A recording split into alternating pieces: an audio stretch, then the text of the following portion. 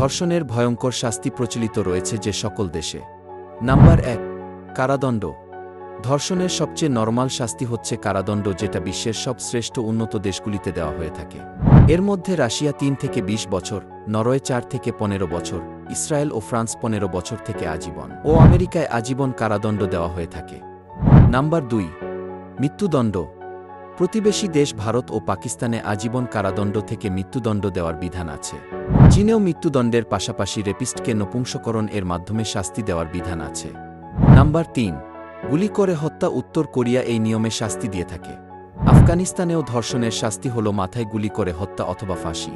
Number ৪, মুসলিম সমাজের মধ্যমণি Saudi আরবে কেউ রেপ করলে তার শাস্তি হল জনসম্মুখে শিরচ্ছেদ।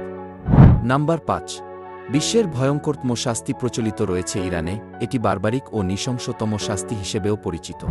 ফাঁসিতে মৃত্যু ছাড়াও এখানে জনসম্মুখে পাথর মেরে হত্যার বিধান রয়েছে। ধর্ষণের কোন শাস্তিটি হওয়া উচিত কমেন্টে লিখতে ভুলবেন না।